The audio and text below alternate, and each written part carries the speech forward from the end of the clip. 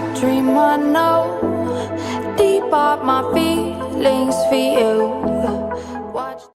Hello reality viewers, welcome back again to Reality Latest Gist, the home of news and politics. For this channel, we dey drop news every day and we dey react to every videos wey comes our way. And na reality news now we dey drop for this channel, and we dey also dey talk am as e be. If today na the first time we say you dey come across this channel, you are highly welcome. Thank you so much for stopping by. And if you are returning subscribers, I appreciate all of una for una massive support to this channel. I say may God bless all of una in Jesus name.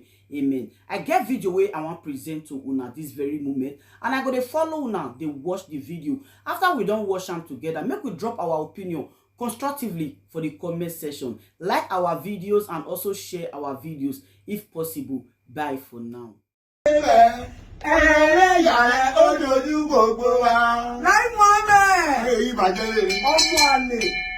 Person wey born you the day when they born, when they born you now, them go think say they don't born pikin.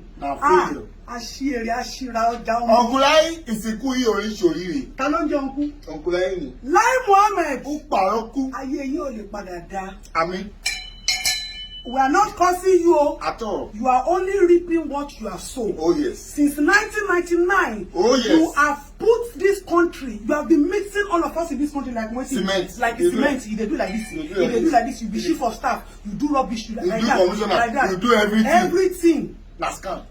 You know what you have been putting we youths through for the past 1 year. That man is a madman. Oh yes. I don't want to use small words. Okay. Because we are not insulting you. You are only reaping the fruit of what you have sown. Oh yes. Lai Muhammed, you are a very useless citizen of the very stupid father. Anyways, this is the EndSARS Citizens Judgment Panel. After all that you have put us through, telling us that nobody died during the EndSARS. My brother. Ṣé kó sọ fún ọ̀rọ̀ pé ọ̀kọ̀ọ̀kan kú ni? Nobody died. No bullet. Kí ló pé English. Káàtì ẹ̀ tó máa bá ètò yìí lọ náà. Empty bullets. Jẹ́ ká kọ́kọ́ dúpẹ́ lọ́wọ́ woman yẹn. Woman tó ṣe panel. Màmá Abíámọ́ ni àwọn ilé yìí. Ó dàbí yíbo ni. This woman deserves a national treasure award. Twelema. Best woman of the year. Yes, and their panel of judges. Oh yes. All of you, God will honor you. God will bless you. God has used you to vindicate us, because these stupid leaders of ours think that we don't like them, we don't like their government, we want to sabotage their government, we don't want them to rule us, we don't know what we are doing. They are making us have a lot of mental instability. Lai Muhammed, you say nobody died during the EndSARS. What did Sanwo-Olu go do for hospital? Governor Botanke, you've been jumping up and down from one hospital to the other. Can you show us the results now? You said nobody died. Sanwo-Olu. Sanwo-Olu is a bastard. Tó bá ti rìn tó ti ṣe campaign tó ti náwó báyìí pọ́tàǹkì wèlé jẹ̀jàkú. Mo ti mọ̀ náà báyé. Ó jẹ̀jàkú èmi kọ́ ló sọ o. Now, ó jẹ̀jàkú. Advice tí a mú wá fún yín àbáyé. Oh yes. Ni pé Lai Muhammed, àbí mo pé alágídí wèrè ni ẹ́. O ò lè step down. Ṣùgbọ́n ó bẹ̀rẹ̀ kó la commit suicide. Nǹkan méjì ló yẹ kó ṣe o. You see that you step down. Or I'll party. Lẹ́sẹ̀ Jésù. Never like that. Oh, okay. Yes, you know where it's going to. Okay. If physical death does not kill you, oh, yes, spiritual death will kill you. All the money that they have used to shut your mouth to be lying against citizens, you shall use it to pay for sickness and mental trauma. Amen. You cannot enjoy that money. Oh yes. Because innocent citizens lost their life in 2010, 2020. Let's give kudos to the Nigerian army. Nigerian army. Now they sit down for their house. Now then go call them. We don't know that. Who gave the order? Ọmọdún Sanwo-Olu.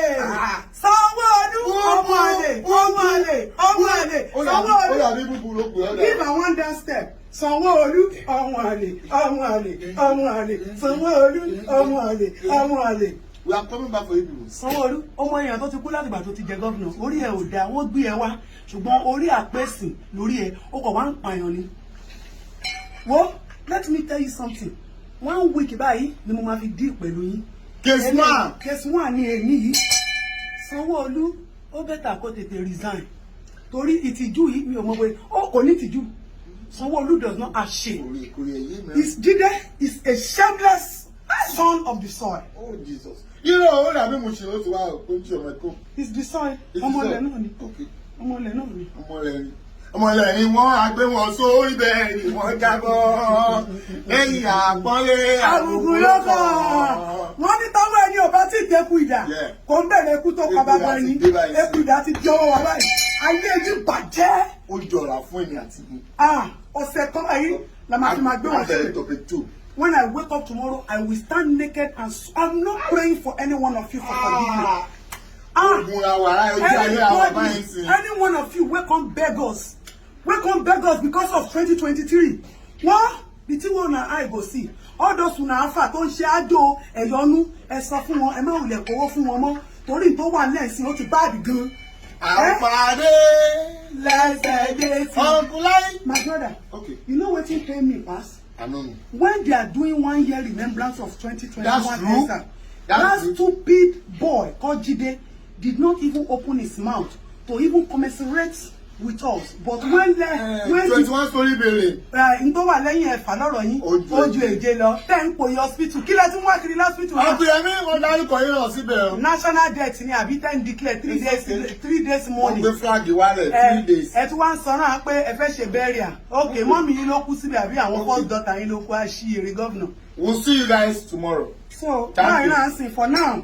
Bye for now. Ọ̀sẹ̀ kan la fẹ́ fi ṣe celebration wa rárá yìí. Nítorí àwọn panel of judges wọ́n ti vindicate wa. Wọ́n ti jẹ́ kó mọ̀ pé. Àwa bí 14. Johnny Smith. Ṣé wọ́n pa àwọn èèyàn bí wọ́n pa àwọn èèyàn sí? People die. They kill people. They kill people.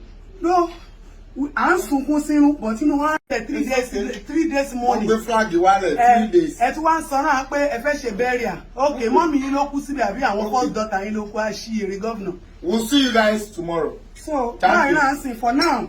Bye for now. Ọ̀sẹ̀ kan la fẹ́ fi ṣe celebration wa rárá yìí. Nítorí àwọn panel of judges wọ́n ti vindicate wa. Wọ́n ti jẹ́ kó mọ̀ pé. Àwa bí 14. Johnny Smith. Ṣé wọ́n pa àwọn èèyàn bí wọ́n pa àwọn èèyàn sí? People die. They kill people. They kill people. They kill people. No, à ń sunkún sínú but inú wọn á